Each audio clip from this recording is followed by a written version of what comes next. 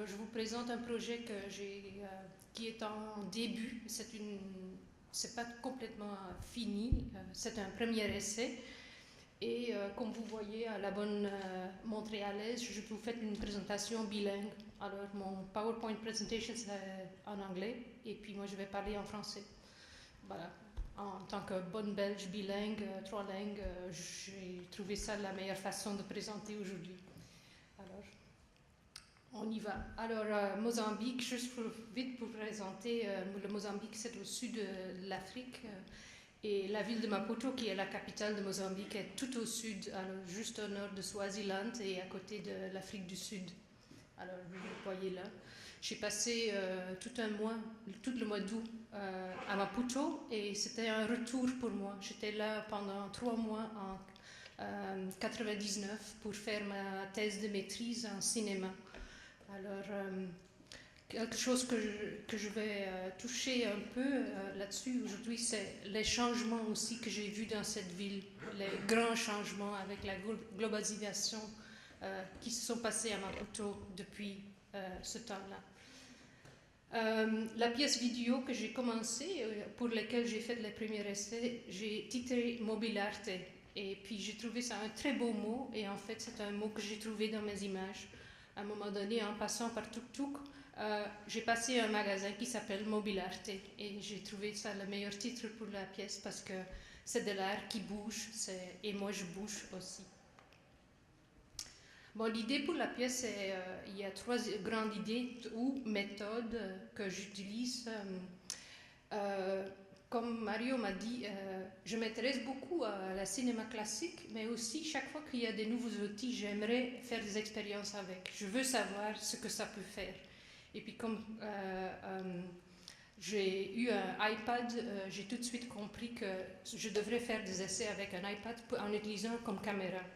Un iPad comme caméra, c'est aussi une expérience autre.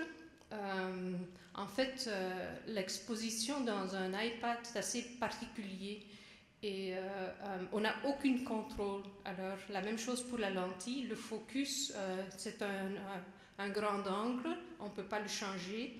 Et puis, la résolution des images, c'est assez low. Ce qui fait que, bon, il y a beaucoup de pixelation, il y a beaucoup d'effets qui se font dans l'image, surtout si on filme à grande vitesse. Et c'est pour ça que je le fais en fait. C'est exactement ça ce que je cherche. Alors je veux un peu de ce qu'on appelle en anglais motion blur. Alors c'est les images qui se déconstruisent à cause qu'il y a trop d'informations pour la caméra pour enregistrer. Et puis en plus, une fois que j'ai travaillé les images, quand j'ai commencé à faire des ralentis, j'ai remarqué qu'il y avait beaucoup de double cadres, que tout d'un coup il y a comme des ombres qui suivaient, comme il y a une personne qui passe par l'image suivie par la même personne dans un autre cadre. Et ça c'est quelque chose avec lequel j'ai joué. Le grand problème d'un iPad, c'est vraiment comme caméra, c'est pas facile à tenir, c'est pas du Steadicam du tout. Il faut le tenir tel quel et tu bouges déjà dans un tuk-tuk, alors c'était pas évident. Bon, alors je vous présente la vidéo maintenant. Ce que j'ai fait pour cette conférence, c'est un essai. La pièce au total est à peu près 10 minutes et ça contient 3 essais. J'ai choisi 3 parties différentes de Maputo pour vous présenter. Et pour chaque, j'ai essayé d'autres effets en image et en son. Et ça donne des résultats différents. Et parfois, c'est mieux réussi que d'autres fois. Alors, le traitement des images, c'est basé sur l'idée qu'il y a des images qui restent plus longues que d'autres dans notre tête. Quand on voyage, quand on regarde partout, il y a des choses qui poignent quelque part. Alors, c'est comme regarder une deuxième fois, puis tourner la tête pour aller voir mieux.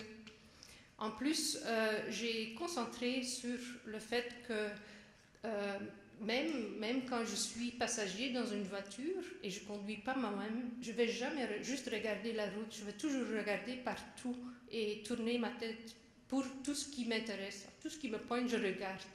Alors, c'est ça ce que j'ai voulu faire, puis je l'ai utilisé comme stratégie pour enlever les voitures le plus que je pouvais, parce que les voitures, ça m'intéresse vraiment pas. Alors, en fait, la pièce est basée sur l'idée, c'est quoi qui nous reste dans le mémoire, c'est quoi, après un voyage, même court comme ça, c'est quoi qui traîne. Et pour moi, c'est surtout les visages des gens. C'est les visages des gens, c'est des couleurs, c'est des objets. Alors je concentre sur le regard des gens, mais bien sûr, c'est aussi mon regard à moi. Il y a comme un dialogue qui se passe.